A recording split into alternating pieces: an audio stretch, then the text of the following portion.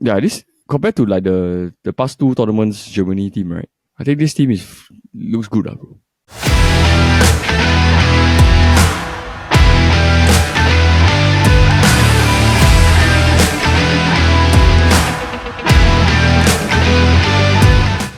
Hello, everybody, and welcome to another episode of the Futbol Kaki. I am your host, Elder, and I am joined by my fellow Kaki bro, Portugal supporter, CR7 fan, and a guy that is very upset with England last night, Mr. Paul. Bro, how you doing? I'm doing good, brother. I mean, it's a good thing that the Euro started on a long weekend. Yeah. Yeah, so I managed to catch some games, which was quite interesting. Yeah, you caught the two games that we talked about last week, right? Yeah, so England versus Serbia and what's the other game that we talked about last week? No, we were talking about Germany. Germany and Scotland. Germany and Scotland. Yep. And then Spain, Croatia. Yep. And then today, this morning I caught Serbia versus England. Yes. Okay, let's just say it. Were you happy? I'm not rooting for England. I don't have them as favorites to win, so it's fine.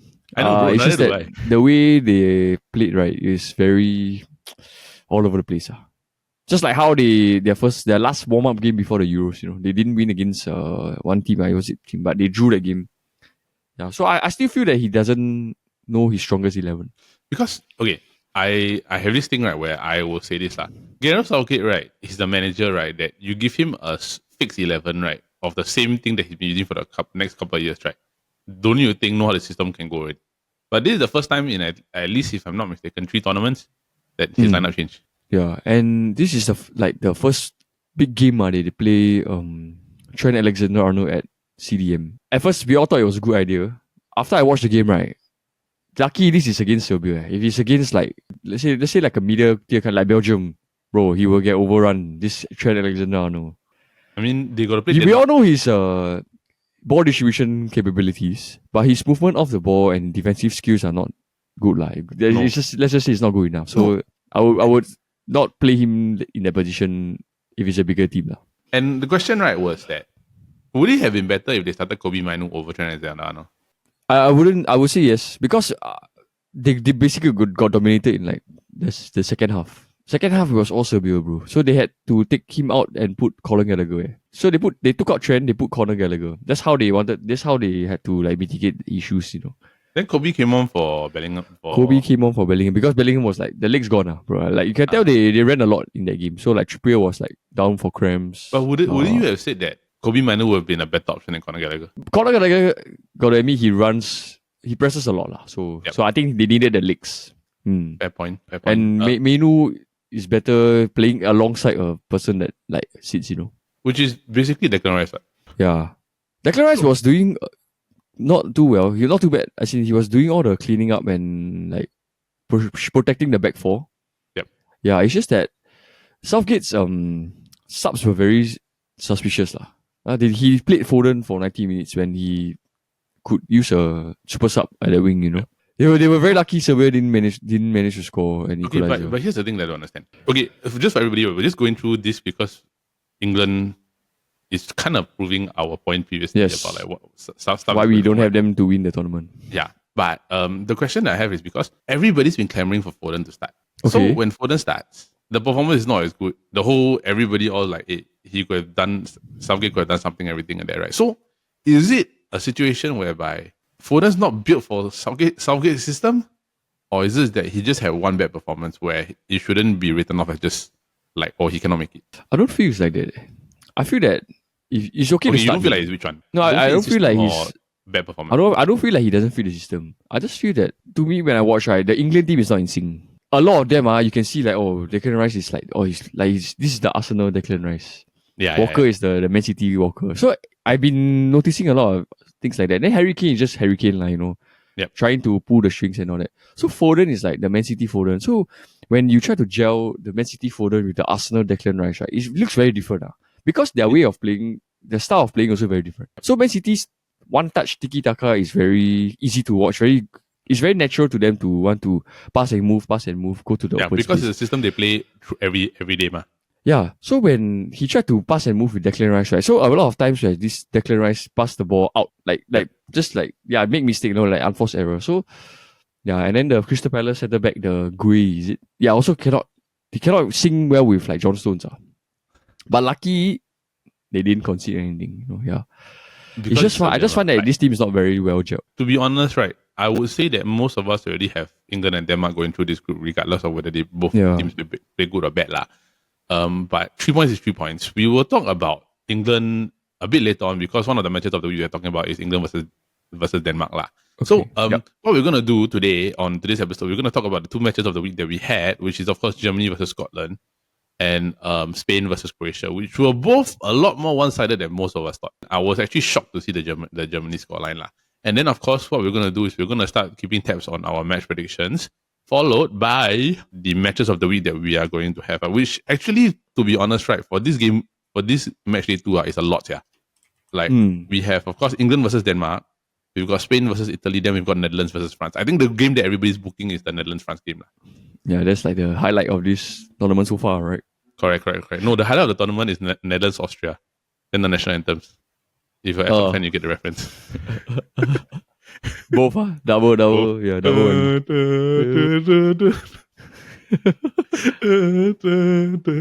It's funny, right? Like nobody knew the Dutch national anthem, right? Until Max Verstappen started winning. Yeah. Okay, enough already, lah. It's just so funny that the irony is that it's Netherlands, Austria. It's Netherlands versus Austria, yeah. Netherlands versus Austria. But bro, before we begin, right, I wanted to ask you this question, right? It's regarding our predictions because last week we didn't clarify this, right? So, are we doing the same system as what we normally do in a sense where like person with the closest scoreline wins the point for the match predictions, or are we doing one bonus point for getting the scoreline right, but each of us get 1 point regardless of if we pick the correct winner? I feel that closest scoreline. That either way, that if you get a scoreline correct, you get 2 points. So it means that we do it the way that we've always the same way, same way we've been doing. If not, every point then very hard, a bit harder to keep. That's true. Okay, so what we are going to do today is we're going to talk about the host games now. Basically, what happened is that Germany opened up Euro 2024 with a game against Scotland. Brother, yes. This was absolute game of destruction. It looked way too easy for Germany. And I would say this is like a very good German squad. Yeah, this compared to like the past 2 tournaments Germany team, right? I think this team looks good, bro. No, bro. No, they legit look like a good team. It's just that because they have a mixture of experienced players and young players, and these young players are like proven in Bundesliga already, like Florian Wirtz, Musiala, correct, Füllkrug. So it's interesting because right, like with this team, they're a lot younger, and they're the type of team where it's like you know they always go with everything, right? The younger you are, the hungrier you are. Like the more that you wanted everything like that, right? Bro, this game from the get-go already with Cruz pinging all the balls over and then Wirtz getting in behind Germany were exploiting Scotland's gaps like way too easily already. And it's like you have to add the factor that Germany is playing in their home ground. Yeah. It added motivation to play even better on the opening day. Correct. Plus Scotland had a red card, so yeah, okay, speaking of the red card, right, bro. Clear as red, bro. I know it's a clear red, right? Yeah. But that type of situation, that type of thing, why do you lunge at the ball in the middle of the box, right, with 2 feet up? It don't make sense to me.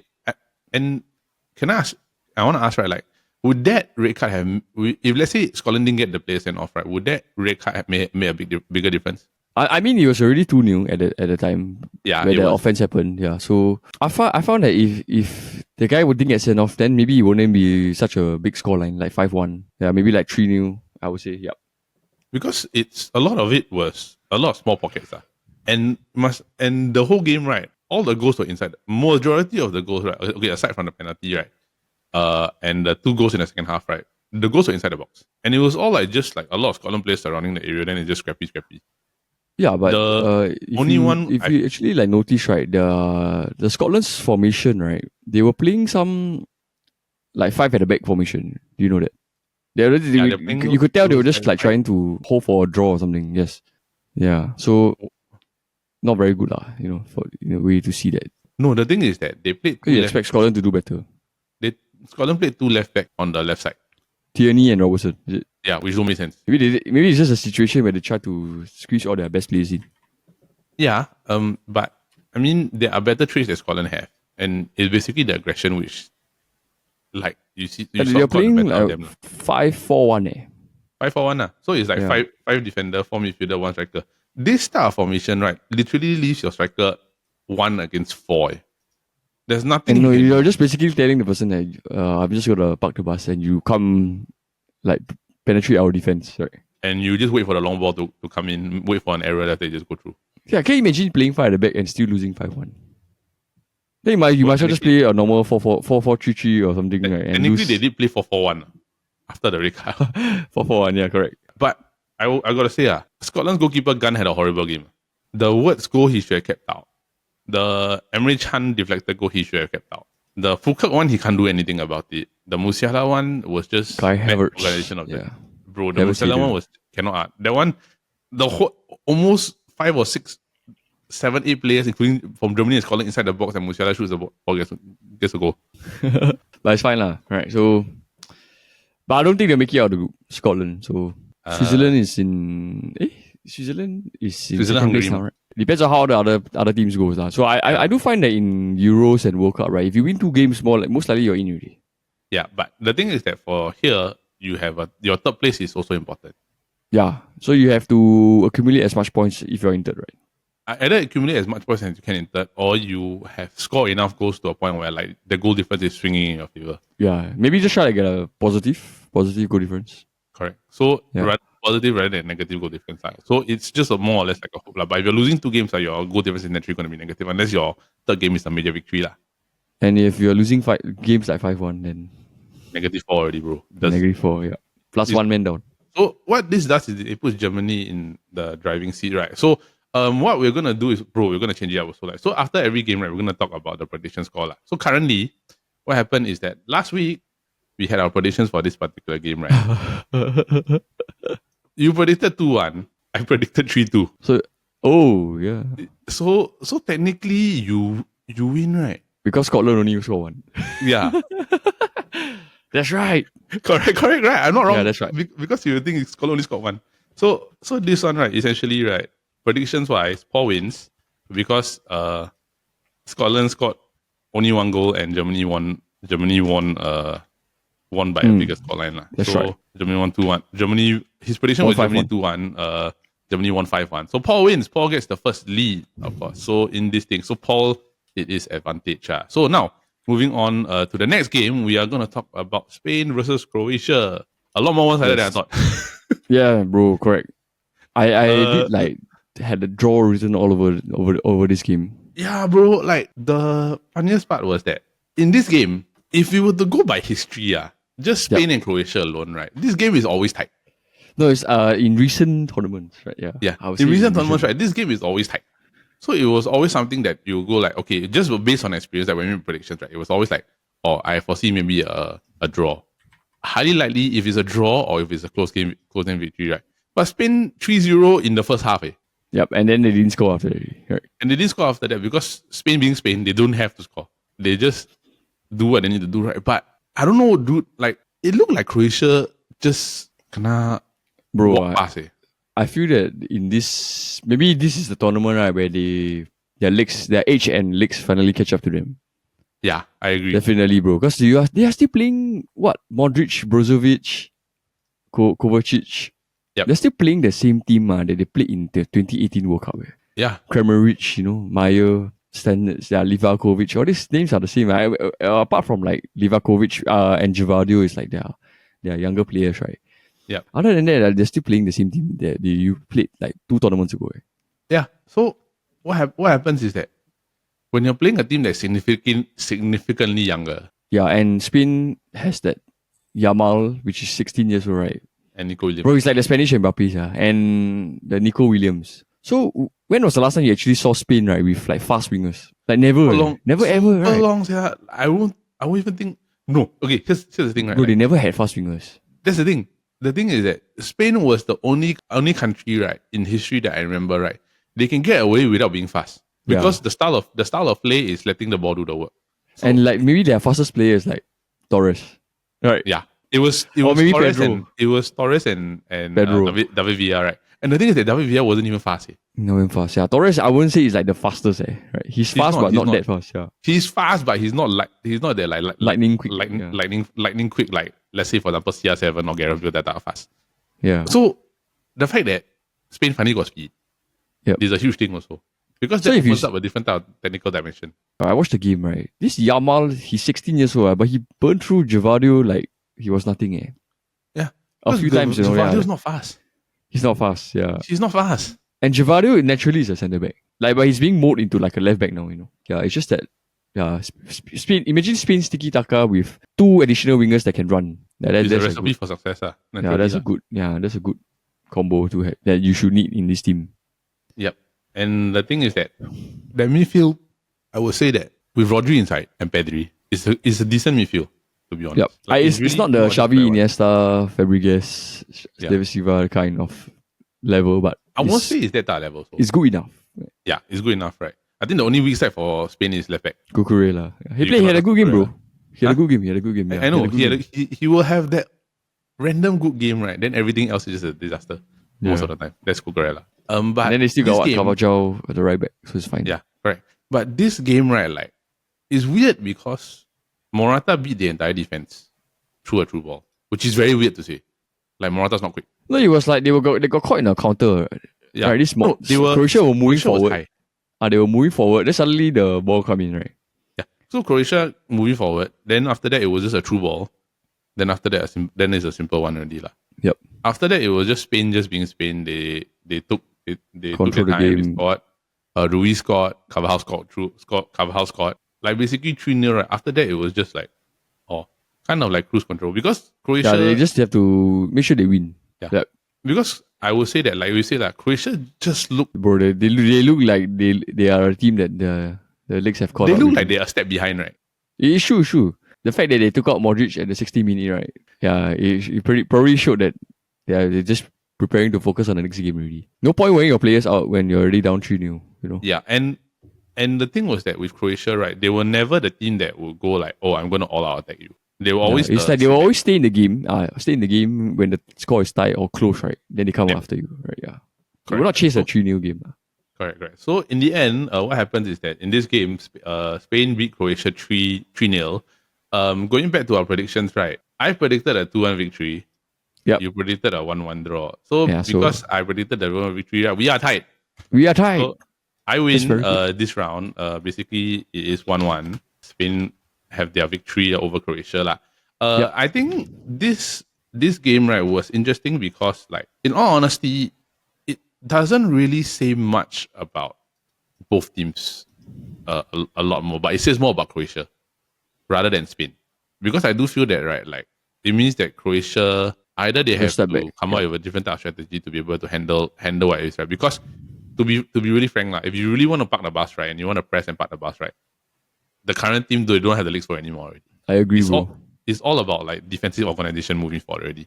But in terms of Spain, because the team is young and Croatia were on a step back, right, I don't think this actually highlights whether or not this Spain team is really very good. Yep. That good. And it's a similar thing that I thought about with Germany, because I wrote in my notes, I said that it's this false dawn for both for Germany and for just you can just say, right, Spain and Spain and Germany are essentially, like, at this stage, right, they are the dark horse of the tournament. Everybody knows they're not going to win. It's like you got to see whether they're lucky with the knockout draws. So now what they have to do is just make it past the group stage first. Yeah, which I feel that they don't have an issue with. Yeah, it's just that come the bigger games, right, let's say Spain or Germany really show up. But if you asking me, like, Spain versus France, all this, right, they're gonna get wiped. They're gonna get wiped through the floor with it. Yeah, I agree. Because I mean, the reason why I asked this question, right, because if we're gonna move on to the next topic, which of course is our matches of the week. We got 3. The first game that we're gonna talk about is, of course, Spain versus Italy. Yeah. So Italy beat Albania 2-1. After do you see the thing on the 17-second goal, right? No, not only the 17-second. The goal was quick. That was another thing. But do you see the thing on TikTok? The Albanian fans versus the Italy fans on the street. Oh, they break the pasta. Yeah, those are, like, quite nice to see friendly banters, right? Yeah. Then the Italians are like, no. No, then one guy kneeling on the floor is like with head on the thing. He break the pasta. He break the pasta. Because it's a running gag on YouTube and Twitter now. Is like basically like crimes against Italian food. Then they say breaking the pasta. Breaking the pasta, putting like tomato Olive sauce oil. in the tomato sauce inside the white sauce pasta. Yeah. Then got what? Got other one is like salting the pasta, then put olive oil in the pasta or whichever. Put ice in the wine. Yeah. all the very weird things on that. Then a lot of funny stuff. Like Lionfield Music does a lot of the funny stuff. Really. Yeah, I saw the pasta they like that, right? Then they use the scissors. Yeah. You know, Kurt Angle did it. Yeah, Kurt Angle did it. Then the Kurt wife Angle was did it. judging him, right? His wife was Because judging the wife's him. Italian. But he actually, if you think about it, it works, right? No, it was but it's so stupid. Like Yeah, No, so I did see that jokes pasta aside, thing right, was quite funny. Yeah. it's quite funny, but jokes aside, right? Like I think this game, right, for Spain is more of a litmus test than the Croatia one. Because it's really more towards like I would say that Italy, even though they beat Albania 2-1, right? This is a team that of roughly about the same type of age group as the Spain team. About the Yep. same. So the Italian team, right? All the legends that have won the Euro 2020 with them they're no longer there anymore. So like Chiellini, Bonucci. all the teams, right, they're not there anymore. Actually, basically only two of them. Because they have a new centre back partnership. Bastoni. No, that's the thing. Bastoni is a very good centre back. So the thing is that with this, what happens is that Spain's litmus test, I think, is this game because you're fighting against the existing champions, man. Yeah. And if Spain win, then They probably they qualify already. Yep. They qualify already, right? And then Italy have to go and try to beat Croatia to be able to go into it. Because I will say this, like, as bad as Croatia did against Spain, right? They should beat Albania, no problem. Mm. So, in the essence, right, this game, the winner wins the group between Spain and Italy. Then after that, the pressure falls on the other one to go and settle. Because honestly, if let's say they get a draw, it's 4-4, Croatia needs to beat Italy. Yeah, so if they draw 4-4, then Croatia beats Albania, right? Then it'd be 4-4-3, right? Yeah, 4-4-3. So Croatia Then anybody slip out, yeah. Yeah. So Italy need a draw against Croatia. Croatia needs to beat Italy. If Croatia beat Italy, right, in the final game, if this ends up the draw, then it's go through already. Yep. But in the essence where if let's say Spain, Italy beats Spain, Spain should still be able to go through because they're gonna play Albania anyway. Yeah, so correct. It depends on the circumstances, right? But if let's just remove the hypotheticals. Do you think this is more of a litmus test for Spain rather than the Croatia game? For sure, bro. You're playing against a team that is, I would say, very defensively sound. I was reading the stats before the Italy-Albania game, right? Yeah. I think like the past 4 to 5 games, right? 4 out of 5, Italy had clean sheets. Which is, I mean, like it's a standard Italy thing. Standard Italian thing, right? Defense is always the key, you know. Yeah, correct. Is their trademark. And the thing is that the Italian team, right, they still got some form of pace in terms of Chiesa, Pellegrini. Defensive wise, I think with they're quite Barella, sound, Jorginho, right? Patesi, they are still pretty much okay. Wingbacks wise, Di Lorenzo, Di Marco. Yep, they're good. So I would say that in terms of overall like advantages, right, it's gonna be Spain's attack versus Italy's defense. To be really frankly honest, right? How well you defend, right, will actually dictate whether you win the game or not. But there's something about Italians, they are like super resilient one. I don't understand I don't get how they are so resilient. It's the the 2006 World Cup, right? Yeah. I'm just saying like Italian thing. Like nobody expected them to win the World Cup, right? No. It's honestly, the same as everyone was like everybody thought France would Brazil win or France. Yeah, Brazil or France, right? Yeah. The Euros 2021. Yep. Everybody was betting on England, right? Yeah, and then they come up with like a clutch moment and win the Euros. Yeah. So I think what we're gonna do, right, is that I would say that overall I would give advantage to basically the one that scores first in this game. Yep. Essentially. So whoever scores first, right, likelihood will go on to win this game. Because if Spain don't get through in maybe the first 30 to 40 minutes, Italy will get a goal. Yeah, and when Italy score first, right, hard to score against them. Yeah. Hard. So, bro, okay, with that, right, shall we move on to our predictions? Yeah. Can I just say, right, this Rodri is super lucky not to get sent off. If you saw the Croatia highlight, bro, the Croatia striker already cleared Donnarumma. Already cleared the Unai Simon. And then all he had to do was just step it in, right? And then he got impeded by Rodri. Yeah. Michael Oliver, bro. My favorite referee. Yeah, your favorite, yeah. Okay, let's go. Let's predict. Okay, let's do some predictions. All right. So, what's your prediction? Bro, I'm gonna say like 1-1. I do feel that it'll be very tight. Both teams don't want to lose, lah. For me, right, I will go with Italy win 1-0. Italy. Okay. Because I do want Italy to go through. This win secures their passage. If they draw, they may not Then go they gotta beat Croatia, right? They got to beat Croatia, which is harder. That's right. Or draw Croatia, right? Yeah. Correct. So, moving on to the next game, which of course is our favorite team, England. Denmark. I think this game, right, like, honestly, it's going to be a lot closer than people think it is. Yeah. Bro, everyone thought that England were going to wipe the floor with Serbia, right? And now they almost lost it. Almost drew the game. And with Denmark, right, like, I would say Denmark got grit. Yeah, so like, there's this feistiness that comes out with, right, which can be a good thing or it can be a bad thing. Because the thing is that England, if they get that type of thing drawn out of them, right, then England will whack already. Yeah. Because I find that Southgate he has to make changes in the second game. Correct. There's no way they can play in this, like, the first game, right, and get away with it. Okay, question. So you would take out Trent and you will put him at right back, or you would take out Trent No. Mainu in the middle? Or I will try him one more game. Just one more game. Like maybe the first half. And if he get exposed, right, I will put who in it? Either Conor Gallagher or Kobe Mainu, bro. I think Kobe Mainu is good. Okay, question, right? Would you take out would you put Bellingham back No. there with Declan Rice? No, Bellingham has to play where he's playing now. Kema. Yeah. That's how you got to go yesterday, bro. The run into the box, right? Yeah. Right. Okay, fair. So I would say that it's gonna be trickier lah. But with Denmark, right? They did draw with Slovenia 1-1, right? This result was a bit of a surprise to me because I thought Denmark would beat Slovenia. But I don't know, man. They let it go in late. Yeah, man. You had to leave. But that guy is good, eh? Do you see the Benjamin Sesko? Bro, the way he shot the ball, right? It was like Haaland level, that kind of that number of power. He shot so hard, right, that the goal shake. Yeah, but I mean, it's shot power versus finishing capability, right? But the thing is that you understand, Slovenia and Denmark, right? The disparity is different. So, like, Slovenia have probably one of the best goalkeepers in the world. Denmark definitely, in terms of overall team quality, is better than Slovenia. 100%. Yeah. I mean, let's just go about that, right? In terms of players playing at higher level, right? Able to get a 1-1 draw, right? Could put them in a position where they might be a dark horse to be able to advance if they put up a fight. Because must remember, right? They still got to face England. Yeah. So in this game where England versus Denmark, right? I think Slovenia has to capitalize, because Slovenia, if they can just get something off Serbia, and then they play against England, right, and they do something, right, maybe they might have a chance to go through, but we're talking in hypotheticals here. So let's just give it that. So what is your prediction for this game?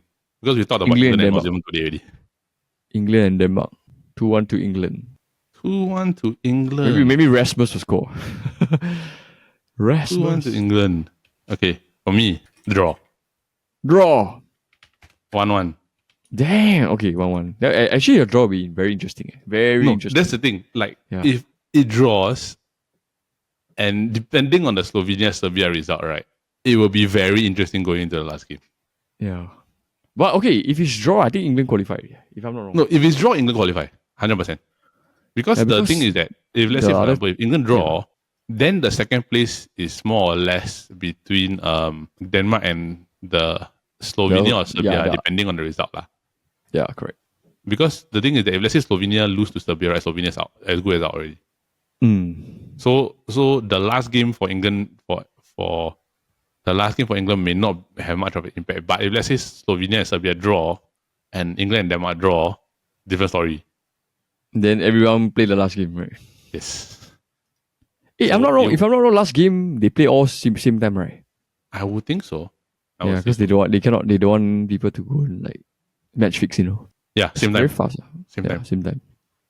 So yeah. So now let's move on to the big one: Netherlands and France. Currently, at the time we are recording this, right, Netherlands has already played, and they beat Poland 2-1. France has yet to play Austria. So I don't know, lah, bro. Like, were you impressed with Netherlands against Poland? No. They conceded first. They got a very late goal with the Wout Weghorst, right, to win the game. International tournament, Wout Weghorst is a different animal altogether. That's right. Clutch Weghorst. Clutch Weghorst. Then you play for club, you're just like, yeah, what is this guy doing? Yeah, you're right. He's been scoring a lot for Netherlands. Right? Yeah, but Poland took the lead first. Then after that, Gakpo scored. Then Weghorst leaves it late, with about, I think, in the 83rd minute. I don't want to say 7 minutes left, right? Because now extra time is just too random for me to count. Right?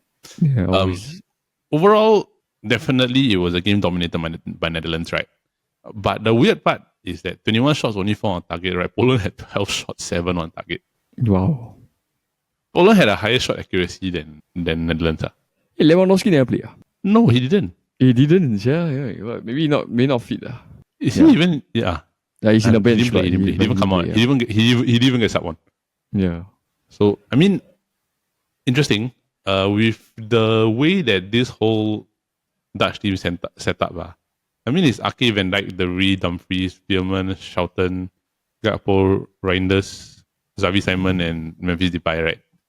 The scoreline should have been bigger. Yeah, but I don't know why they... Maybe it's everyone's like just the first game, so it's trying to find the rhythm, find their feet. Maybe. Plus, I think Netherlands, the strength is more in defense than attack. Yeah, definitely. For 100%. sure. Yeah. I do agree. They are the similar situation in terms like against Spain because they are the team that they don't have pace naturally. They're not considered like lightning fast, but they are cohesive as like a group, as a total team. Yeah, which is what Dutch football is known for, like total football lah. So, I would say this, right, but with France, okay, the problem I have with this thing is that because France, right, we don't have a gauge of how they're going to play yet. So the thing is that the French team, to many of us, right, is the best team in the entire tournament. Yep, I agree, bro. So the thing is that because we don't know, and I would say that because they're going to play Austria, like in the time recording, they're going to play tonight, tonight 3 a.m. Right? They're probably going to win it, right? They're going to win it easily, I would say. Against Ralph Rangnick. I would say, right, but Austria may be able to pull off an upset, but I wouldn't think that it's likely going to come because I think France is France, and they want to get a job done quick, right? Yeah. Yeah, but let's just talk about France, right? Leading up to the tournament, right? What do you think they were good? Bro, there's a reason why they make back-to-back tournaments. Back-to-back World Cup finals. Leading up to the games in the thing. Yeah, like, I think a lot of people are scrutinizing France, but I'm thinking like it's just a warm-up. Don't write them off, bro. I think they're fine. Bro, confirm. They're okay. Yeah, they only drew with Canada once. Yeah. Which is a surprise though. So I mean, I think it's fine. Don't worry. They are big game players. Yeah. And both of us pick France to win lah. So I would say that there's a lot riding on this for the both of us lah. But I would think that in terms of this overall, right, because it's hard for us to talk about France at this moment in time because we haven't seen them perform in this tournament yet because they haven't played. So let's just move on to the predictions, and then we will probably do maybe a bit more. Talk about it in our next episode about France. What's your prediction, bro? I go for France 1-0, bro. France 1-0. France. I am thinking about the same also. Okay lah, let's go France 2-1. Okay. Yeah, because if Weghorst score, then okay. Because I do think that right, like it's going to be France's attack versus Netherlands defense, and France have a lot more speed than Netherlands. But I would say that De Vrij and Van Dijk, they are good defenders, but must understand they are not as young as they used to be. So it is a different thing. It's a different concept that they have to figure out and face lah. So with that, right, like I think let's just run through our predictions currently, right? So is for Spain versus Italy, Paul predicted a 1-1 draw. I predicted a 1-0 victory to Italy. For England versus Denmark, Paul predicted a 2-1 win to England. I predicted a 1-1 draw. And then for Netherlands France, right, Paul predicted a 1-0 victory for France. I predicted a 2-1 victory for France. Right? So, bro, before we close out this episode, do you have anything else to add? Yeah, so our predictions, right, only the France game we are in consensus that France will win. Yes. The other two games, we had either one of the team draws. No, because it's tighter. I would say that it's going to get more tricky or interesting, right, the moment we get to the knockout stage. Yeah, for sure. So the games will start to get tighter already. So with that, I think Actually, the group stage games will go very fast. Like in the next 2-3 days, the second game will be completed already. Right. Yep. I agree. And then we have to see the Matchday 3. And then see the brackets. The brackets are the one I'm most interested in. Yeah, I want to see what's going to happen in the bracket side, because I think the swing factor is basically the team that's going to finish in third place that will round out the round of 16. Yeah, and let's say one of the big guns, what if they finish in second, right? Yeah, then that changes the whole. That will change the whole bracket. The whole because, thing altogether already. Yeah, I want to see which side. I just say like whoever that is opposite of France, right, will have the easier run into the final now. Yep, I agree. For sure, yeah. I think. All right, bro. Okay, so All that right. is it for this week's episode of the Futbol Kaki. All right, so that is it for this week's episode of the Futbol Kaki, brought to you by the Chit Chatter Podcast Network. Now, for those of you who are tuning in, we just want to say thank you, and we hope that you are enjoying the Euro so far, but we hope that you continue to check out the Chit Chatter Podcast Network, and of course our other shows, which of course are the Copy Bros every Monday, where we talk about different and trivial topics, some interesting, some funny, some unique. This week's was about a bird. I was on that episode, right? Brother, you guys just go and watch the show intro, right? Then you will see a very unique bird reference by our Wan Tin Yong. So the next up, right, is of course, if you like game shows, we do have the SG Draft podcast every Friday, involving both the Kobe Bros and the Futbol Kaki. Basically everybody in the Chit Chatter Podcast Network gang, where we draft about different topics. Last week, since it was of course Euro week, we were talking about the best all around Euro champions 5-a-side team. The only regret was I regret using my advantage.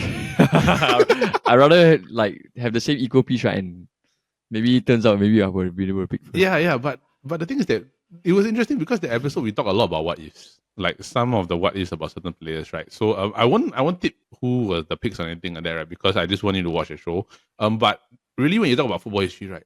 I think this was one of the few drafts that we were able to talk about football history as a totality, understanding players, right? Like there was like really one very big what if, like involving a Dutch player. Yes.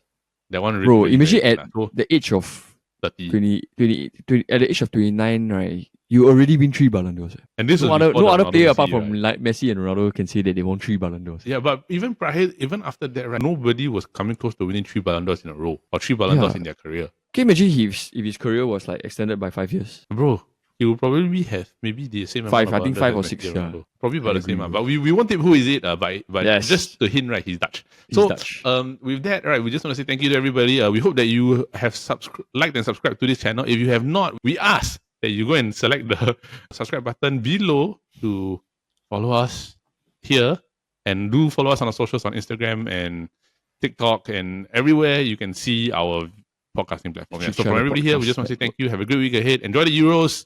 Allez Blues. Go France. Paul is loyal to his CR7. Yeah. Hey, we forgot to say we haven't seen Portugal play yet also. Oh yes, we haven't seen Portugal. Portugal is going to close out game week 1. The Matchday one. All right, so that is it for this week's episode of Futbol Kaki. Thank you, everybody. Bye-bye.